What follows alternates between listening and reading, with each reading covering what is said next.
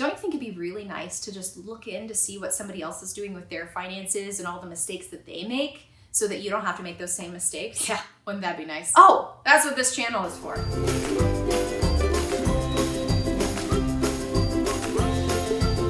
Hey there, welcome back to my channel. You might be curious, with the upcoming election, what kind of moves you should be making in this time period. On today's video, not only we're going to be talking about some of the moves people have made in election years that might not have been the best, but also looking back at some other times in history or in a year where people try to outsmart the market. But I'm not going to do this all by myself. I need Ellis here. You just have to sit here and, I think. I need to have my hands out. I need Ellis here. Splendid. Okay, Ellis, so it is an election year, and with that, especially at this point of the year, we're in August, we start to get a lot more phone calls from our clients who are unsettled with what could be.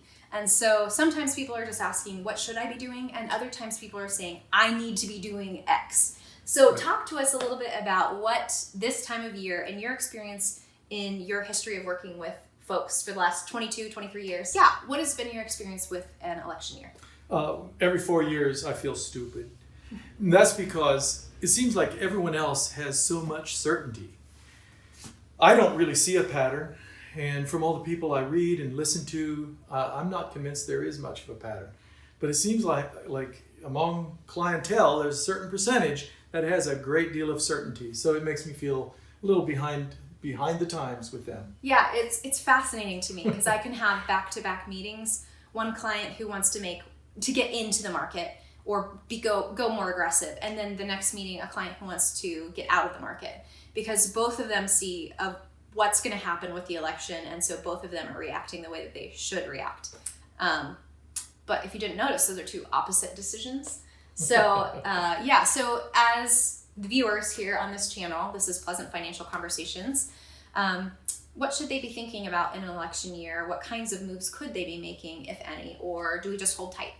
Well, given the fact that we don't know the outcome of an election beforehand, maybe we should just design for things to go wrong, politically speaking, for each of us, and then invest accordingly. You'll be fine, and you will not have gone too dangerous on one side of the road or the other. You'll stay kind of in the middle of the road. Right. So Ellis is saying, for the majority of us, we need to be staying the course, not making changes. There are some people who have life events that are upcoming. So maybe that's in the next couple of months or within a year or so, where you need your investment for some purpose. You're going to be starting to use it for income, or you're going to be buying something.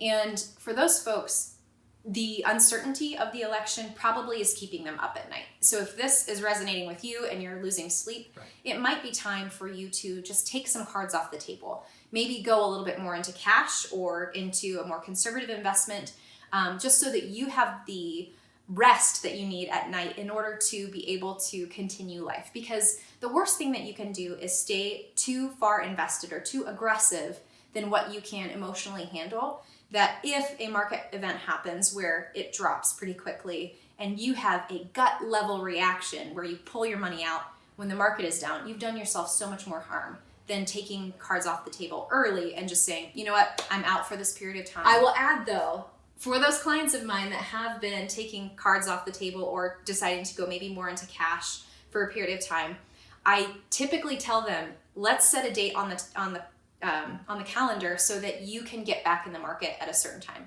Because human nature is, well, I just never quite got back in, and then you lose so much time with that. Well, you got to make two correct timing moves, and that's really hard to do. You got to time when to get out and when to get in. That's almost impossible, statistically speaking. Right. In fact, there's a famous story about a very, very good investment that did an average of 12% long term for the people who just stayed with it, etc. But the reality was quite a few people in that fund got in and out, and their average return was 4% out of a 12% fund. That's no good. No, and that is our human nature.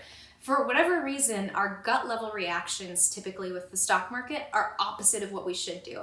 And so trying to time the market or play the market is not a good idea. So for the majority of us, going back to what Ellis originally said, we want to just stay the course, stay invested, stick it out for our long-term goals that we're trying to get to anyway, because that's the way that we've invested for those in the future. All right, friends, that's all we have for today. Thank you so much for tuning in. I appreciate it as always. And thank you, Ellis, for being on the channel, Pleasant Financial Conversations. For you, as you are coming into a period where you might be feeling more unsettled with your investments and what you should be doing right now, and just want a second opinion, we'd love to have that conversation with you. What you can do is go to our website, www.pleasantwealth.com, to request a meeting. And at that meeting, we'll help you figure out where you're at today, where you want to be tomorrow, and help you provide the clarity that you need to overcome the hurdles that are keeping you from getting where you want to go. So until next time, friends, you take care.